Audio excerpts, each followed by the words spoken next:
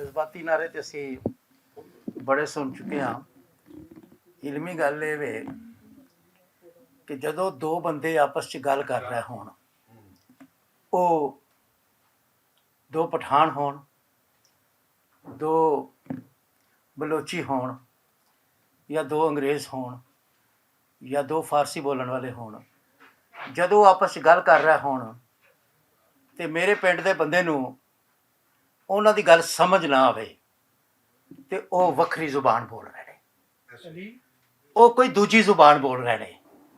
पर जदों दो बंदे गल करते होण ते मेरे वर्गा बंदा जिहड़ा लाहौरों बाहर कदी नहीं गया, उन्होंने उन्हां दा एक एक लफ्ज़ समझ आ रहा होए ते वो पंजाबी बोल रहे होंदे ने।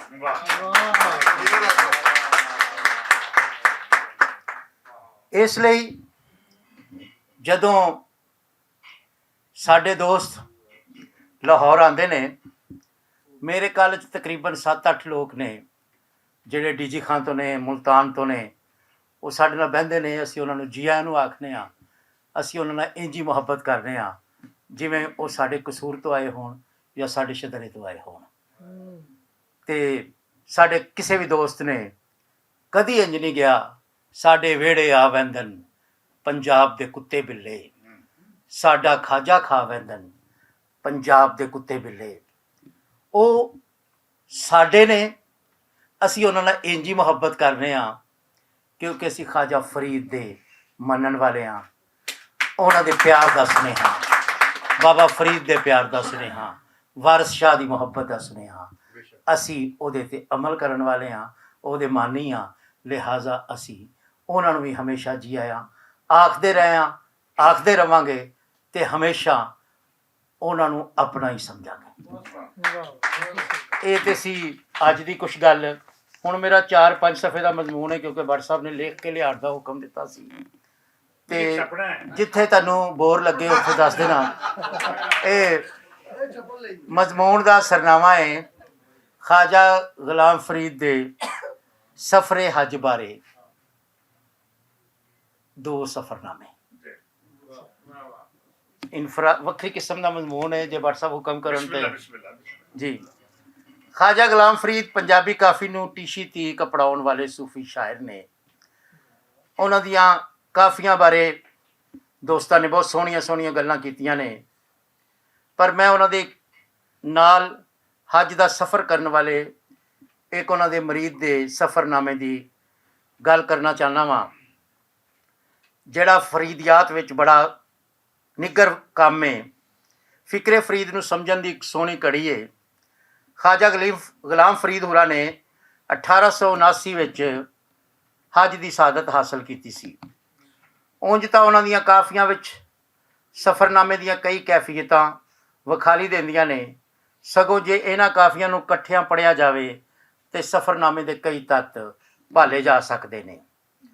नमूने वजों मैं शार्ट करदे होया 4 काफियां की बजाय सिर्फ एक काफ़ी चों 2-3 शेर पढ़ रहा। वाह देस अरब दी चाली, खुशतर ही खूब खसाली, गईयां विसर अरब दियां गाली, क्या खेश कबीले सिक्के, वज डिठम मदीना आली, जिथ कोनो मकान दा वाली, है धरती ऐबों खाली, प्या नूर रसालत छिके।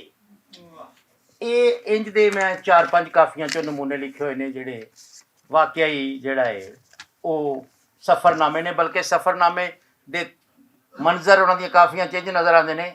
है अरब शरीफ सदाई, बू सिंध पंजाब दी आई, ए पहली मंजिल हद्दे, बई शहर मुबारक जद्दे, गल बैर दी शद्दे मद्दे, अज अदन वैंदी मुकलाई। इन्हां काफियां विच सफ़रनामे के तत्त पूरी आबोताब नाल मौजूद ने।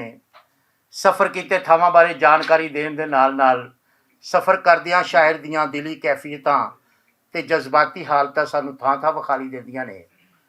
पर इस वेले मैं उन्हां दी शायरी नूं छड्ड के उन्हां दे मरीद मौलवी मुहम्मद उमर खां शाह दे लिखे हुए नसरी सफ़रनामे बारे कुछ गल्लां सांझियां करना चाहना। ख्वाजा गुलाम फरीद के मुरीद मौलवी मुहम्मद उमर खान शाहद होरां दा सफ़रनामा फारसी जुबान विच ते इहदा कलमी नुस्खा उन्हां दे खानदान कोल मौजूद सी।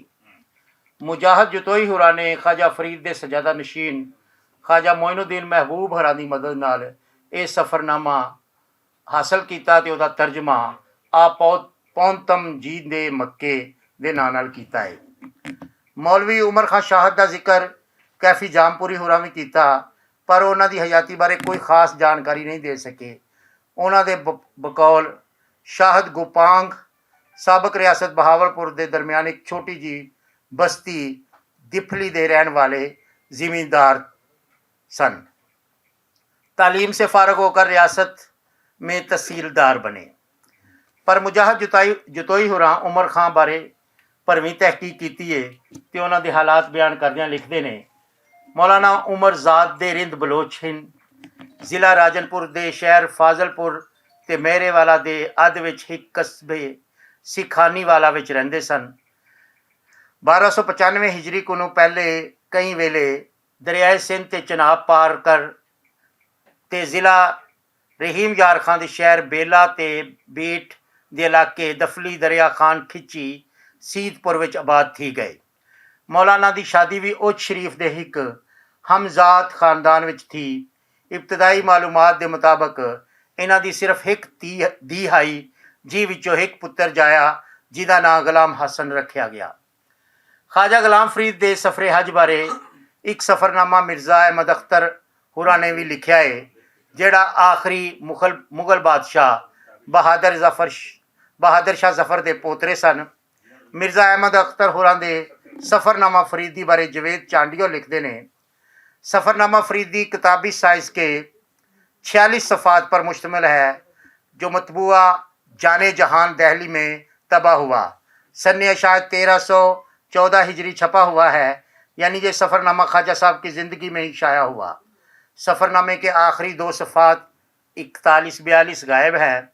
मुसन्नफ़ मिर्ज़ा अहमद अख्तर हैं, जो कि ख्वाजा फरीद के मुरीद ख़ास थे। ख्वाजा और सफ़र हज में खलीफा और सफ़र हज में उनके रफ़ीक थे। मिर्ज़ा अहमद अख्तर होरां दा लिखा सफ़रनामा ख्वाजा गुलाम फरीद होरां मिर्ज़ा अहमद अख्तर होरां दे लिखे सफ़रनामे मुजब ख्वाजा गुलाम फरीद होरां 1296 हिजरी विच हज की शहादत हासिल की सी, पर ख्वाजा गुलाम फरीद के बहुते सवाने नगार इस नूं किताबत की गलती करार देंदे ने। मौलाना अजीज़ुर रहमान, मौलाना नूर अहमद फरीदी, कप्तान वाहद बख्शियाल ते मुहम्मद असलम मेतला ने ख्वाजा गुलाम फरीद दे हज करन दा साल 1292 लिखा है, 1292 हिजरी लिखा है। मौलवी मुहम्मद उमर होरां इस सफ़रनामे विच कोई सफ़र की कोई तारीख तो नहीं लिखी, पर इस सफ़रनामे के सफ़ा नंबर 95 ते मुजाहिद जतोई होरां ने ख्वाजा गुलाम फरीद दे एक खत का अक्स छापिया है, जिस मुजब ख्वाजा गुलाम फरीद 22 शवाल 1296 हिजरी नूं हज लई रवाना होए सन। इस खत के छपन के बाद साबित हो जाता है कि सफ़रनामा फरीदी के लिखारी मिर्ज़ा अहमद अख्तर होरां दा लिखिया सानी दुरुस्त है, अलबत्ता दोवां दियां लिखियां तारीखां विच इख्तलाफ है। खत विच 22 शवाल की तारीख दर्ज है ते मिर्ज़ा अहमद अख्तर होरां 1 शवाल की तारीख लिखी है। सफ़रनामे के शुरू में मौलवी मुहम्मद उमर होरां ने ख्वाजा गुलाम फरीद नूं खराज अकीदत पेश किया है। फिर उन्होंने संगियां के नाम लिखे ने जिहड़े ख्वाजा फरीद के हम सफ़र सन। ये बाद उन्होंने लोगों के अकीदतमंदों का जिक्र किया है जिहड़े ख्वाजा साहब नूं अलविदा कहन आए सन। ख्वाजा साहब ने शाहद होरां नूं हुक्म दिता कि अपनी वालदा कोलों इजाजत लैके आ। वो अपने घर सिखानी वाला गए तो माँ कोलों हज की इजाजत हासिल की। ख्वाजा साहब ने खानपुर डेरा लाया होया सी। मौलवी साहब उत्थे अपड़े ते काफले नाल रल गए। लाहौर अपड़े तो कुछ समान गवाच गया। रेलवे की बिल्टी रसीद होने के बावजूद समान गवाचन पर ख्वाजा साहब ने उन्होंने ड्यूटी लाई कि वह रेलवे अफसरां नाल मिल के समान लभण की कोशिश करन। उन्होंने अंग्रेज़ अफसरां नूं दरखास्त लिख के दी तो इनकुआरी होने तक लाहौर टिके रहे, जद कि ख्वाजा गुलाम फरीद ते दूजे संगी अजमेर चले गए। सामान लभ गया। ख्वाजा साहब के अजमेर जान तो 15 दिन बाद बाकी सामान लैके मौलवी मुहम्मद उमर खान शाहद ते मियाँ नबी बख्श लाड़ लाहौरों टुरे ते इलाहाबाद पहुँच गए। 3 दिन ख्वाजा साहब नूं डिक्कण दे बाद वो जबलपुर पुजे। उस समय के जबलपुर का हाल बयान करदियां ਲਿਖਦੇ ਨੇ। ਇਹ ਸਫ਼ਰਨਾਮਾ ਪੜ੍ਹਦੇ ਹਾਂ ਜਿੱਥੇ ਅਸੀਂ ਖਾਜਾ ਗੁਲਾਮ ਫਰੀਦ ਦੀ ਮਹਾਨ ਸ਼ਖਸੀਅਤ ਦੇ ਕਈ ਪਹਿਲੂਆਂ ਤੋਂ ਜਾਣੂ ਹੁੰਦੇ ਹਾਂ। ਉੱਥੇ ਇਹ ਵੀ ਪਤਾ ਲੱਗਦਾ ਹੈ ਕਿ ਉਸ ਜ਼ਮਾਨੇ ਵਿੱਚ ਮੱਕੇ ਵਿੱਚ ਬਹੁਤ ਸਾਰੀਆਂ ਨਿਸ਼ਾਨੀਆਂ ਅਜੇ ਮੌਜੂਦ ਸਨ। ਖਾਜਾ ਗੁਲਾਮ ਫਰੀਦ ਹਜ਼ਰਤ ਉਸਮਾਨ ਹਰਵਾਨੀ ਦੇ ਮਜ਼ਾਰ ਹਰੂਨੀ ਦੇ ਮਜ਼ਾਰ ਸਰਕਾਰੇ ਰਸਾਲਤ ਮੁਆਬ ਸੱਲੱਲਾਹੁ अलैहि वसल्लम ਦੀ ਜਾਏ ਪਦੈਸ਼ ਬੀਬੀ ਖਤੀਜਤੁਲ ਕੁਬਰਾ ਤੇ ਹਜ਼ਰਤ ਬੀਬੀ ਫਾਤਮਾ ਜ਼ੋਹਰਾ ਦੇ ਮਕਾਨ ਤੇ ਹਾਜ਼ਰੀ ਦਿੰਦੇ ਨੇ। ਬੀਬੀ ਫਾਤਮਾ ਰਜ਼ੀ ਅੱਲਾਹ ਤਾਲਾ ਅਨਹਾ ਦੀ ਚੱਕੀ ਨੂੰ ਚੁੰਮਦੇ ਨੇ। ਇਹਦੇ ਬਾਅਦ ਮੌਲਵੀ ਮੁਹੰਮਦ ਉਮਰ ਬੈਤੁੱਲਾ ਸ਼ਰੀਫ ਦੇ ਕੁਝ ਮੌਜਜ਼ੇ ਤਹਿਰੀਰ ਕਰਦੇ ਨੇ। ਮਨਾਤ ਅਰਫਾਤ ਦੇ ਮੰਜ਼ਰ ਬਿਆਨ ਕਰਦੇ ਨੇ। ਹਜ ਤੋਂ ਬਾਅਦ ਕੁਰਬਾਨੀ ਕਰਨ ਵੇਲੇ ਦਾ ਇੱਕ ਵਾਕਿਆ ਬਿਆਨ ਕਰਦਿਆਂ ਮੌਲਵੀ ਮੁਹੰਮਦ ਉਮਰ ਲਿਖਦੇ ਹਨ ਨੇ, ਇਹਦੇ ਬਾਅਦ ਕੁਰਬਾਨੀ ਦੇ ਜਨਾਵਰ ਕੁੱਠੇ ਗਏ, ਅਸਾਂ ਗੋਸ਼ਤ ਦੀਆਂ ਬੋਟੀਆਂ ਬੈਠੇ ਕਰੇਂਦੇ ਹਾਸੇ ਤੇ ਉਹ ਚੱਕ ਕਈ ਬੱਦੂ ਕੋਝੇ ਕਹਿਰ ਦੇ ਮੋਟੇ ਡੰਡੇ ਤੂੰ ਆਣ ਥੀਏ ਤੇ ਇਕੱਠੇ ਹੋ ਕੇ ਬੱਕਰੇ ਜ਼ੋਰੀ ਅਸਾਂ ਕੋਲੋਂ ਖਸ ਗਿੱਦਿਓ ਨੇ। ਜਿਹੜਾ ਗੋਸ਼ਤ ਬਣਿਆ ਪਿਆ ਹਾ ਉਹ ਵਿੱਚੋਂ ਵੀ ਢੇਰ ਸਾਰਾ ਬਹਾਰੀ ਗਏ। ਖਾਜਾ ਫਰੀਦ ਆਲੀ ਜਾ ਨੇ ਇਹ ਤਮਾਸ਼ਾ ਦੇਖ ਕੇ ਮਸਕਦੇ ਬੈਠੇ ਹਨ। ਫਰਮਾਇਓ ਨੇ ਚੰਗਾ ਥੀਆ इन्हीं को अल्लाह साईं भेजिया हा, न तां असां इतना सारा गोश्त क्या करूँ हा, अपना नसीब गिन गन। हज तो बाद जदों तवाफ जियारत करन आउंदे तां मींह पै रिहा हुंदा, ਉਹ ਮਿਜ਼ਾਬ ਰਹਿਮਤ ਥੱਲੇ ਨਹਾਉਂਦੇ ਨੇ ਤੇ ਖਾਨਾ ਕਾਬਾ ਤੋਂ ਆਉਣ ਵੇਲੇ ਇਸ ਪਾਣੀ ਨੂੰ ਪੀਂਦੇ ਨੇ। ਹਜ ਦੀ ਅਦਾਇਗੀ ਤੋਂ ਬਾਅਦ ਮਦੀਨੇ ਜਾਣ ਦਾ ਪ੍ਰੋਗਰਾਮ ਬਣਦਾ ਹੈ।